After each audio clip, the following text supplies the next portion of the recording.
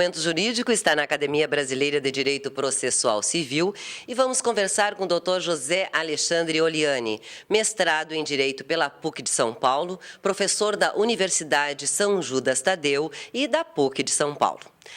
Doutor José Alexandre, uma satisfação recebê-lo. E já vamos começar falando sobre um dos principais objetivos da academia, que é incentivar e dar apoio às atividades pedagógicas e culturais que tenham por finalidade o aprofundamento do conhecimento científico. Nos fale, então, a respeito deste grande objetivo aqui da academia. Boa tarde, Regiane. É mais uma vez um grande prazer retornar aqui à Academia Brasileira de Direito Processual Civil. É um belíssimo trabalho de incentivo ao estudo e ao aprofundamento de conhecimento científico. Eu tive a sorte de reiteradas vezes ser convidado e hoje poder aqui, mais uma vez, estar com vocês para falar sobre sentença, para falar sobre audiência, enfim, temas do processo civil atuais e de interesse. Eu quero reiterar os parabéns à academia e a vocês e parabéns pelo programa. Muito obrigada. Então, vamos falar a respeito do tema de sua aula de hoje, que é sentença cível. Como pode se definir a sentença cível? Foi escolhido esse tema, que é um tema bastante atual, vem sofrendo algumas modificações, o conceito de sentença é hoje bastante polêmico, e eu acabei sendo agraciado com um tema que tem muito material para falar, e porque recentemente eu pude, na PUC de São Paulo, defender a tese de doutoramento sobre sentença, e aí casou a aula com o tema da tese. Mas a sentença é o pronunciamento principal do juiz no processo, é aquele pelo qual ele diz o direito que regula a situação de conflito em que as partes estão envolvidas. Há uma polêmica discutindo se eu só posso ter hoje uma sentença no processo, mais de uma sentença. Isso nós vamos ter oportunidade de discutir aqui. E a minha visão, particularmente, é que hoje o processo pode ter várias sentenças. À medida em que eu tenha possibilidade de ir resolvendo por partes o conflito em que as partes estão envolvidas, o juiz pode ir sentenciando parcialmente e resolvendo por etapas o litígio. Aí fica bem melhor, não é? O estudo da sentença remonta principalmente ao direito romano e ao direito alemão. Qual a sua visão a respeito? A sentença sempre foi objeto de muito estudo, você lembra bem, a Regiane lembra do direito romano, e um dos tópicos que nós vamos tratar aqui, embora o nosso direito seja bastante influenciado pelo direito romano, a gente hoje também recebe influências do direito anglo-saxão. E do que eu separei para discussão com as turmas, especificamente da origem histórica da sentença no direito romano, é a parte relativa à sua impugnação, que no direito romano as sentenças eram irrecorríveis. Quer dizer, o juiz dizia o direito pela sentença e delas não se podia recorrer. E se houvesse algum defeito, uma nulidade do processo, alguma coisa, teria que ser discutida numa outra via. E desde então a sentença veio evoluindo, nós tivemos um momento em que a sentença era o último ato do processo e hoje, penso eu, felizmente não é mais assim. A sentença encerra uma fase do processo e, quando necessário, outros atos para satisfação do direito em disputa, o processo segue adiante para a execução ou cumprimento da sentença na terminologia legal. Doutor José Alexandre, quais os institutos que informam a elaboração da sentença?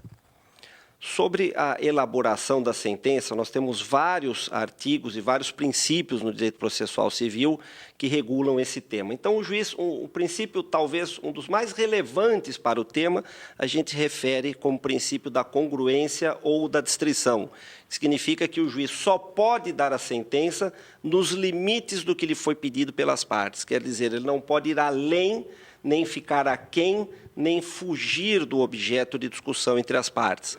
Então, esse seria o principal princípio que informa a sentença. Além disso, é bastante relevante a sentença no nosso direito, como na maioria das codificações ocidentais europeias, deve ser dividida em 3 partes. Ela tem um relatório, onde o juiz faz uma descrição das principais ocorrências do processo. Ela deve ter uma parte que é a fundamentação, onde ele resolve as questões que vão influenciar a solução da causa, e ela tem uma última parte que se chama dispositivo ou decisório, onde o juiz especificamente resolve o conflito litigioso. E a motivação é importantíssima, porque é a principal garantia do cidadão para o Estado Democrático de Direito, que é ali que o juiz revela o caminho lógico racional que ele percorreu para formar a convicção e dizer a causa deve ser resolvida assim ou de outra forma. Então, ela, além de ser importante para a própria sentença, porque legitima o ato e leva as partes, olha, eu decidi assim, porque tomei em consideração essa prova, essa alegação, essa perícia, essa testemunha, ela tem uma função também que extrapola o ambiente do processo, que é permitir o controle difuso da atividade jurisdicional. Quer dizer, identificar se a atuação do juiz está conforme ou alinhada ao Estado Democrático de Direito. E, finalmente, a parte decisória, onde o juiz expressamente deve resolver os conflitos.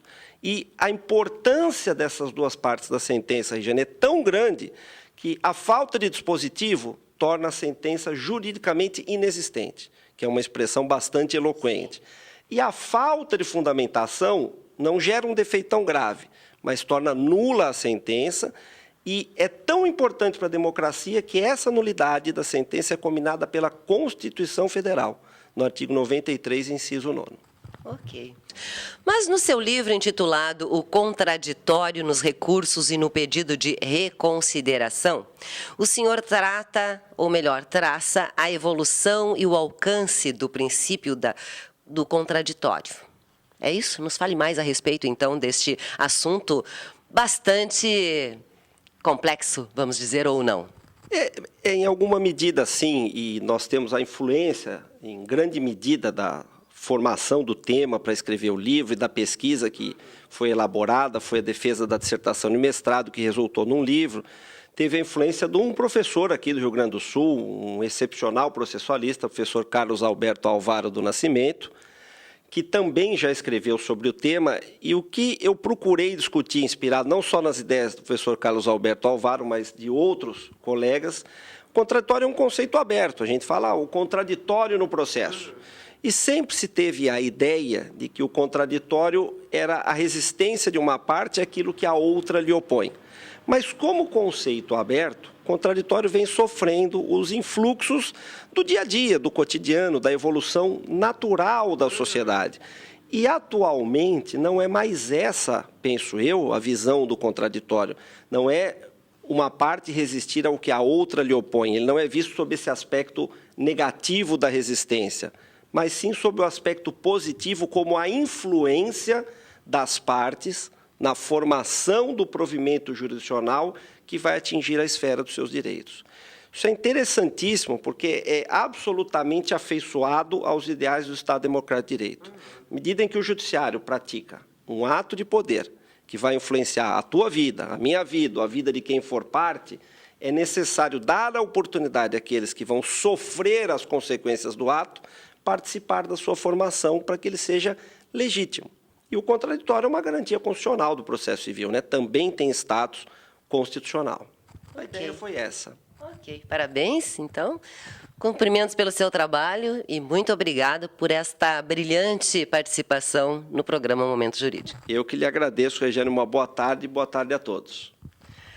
Maiores informações sobre os cursos de pós-graduação em Direito Processual Civil que são realizados aqui na academia, ligue para 3332-7283 ou acesse www.abdpc.org.br.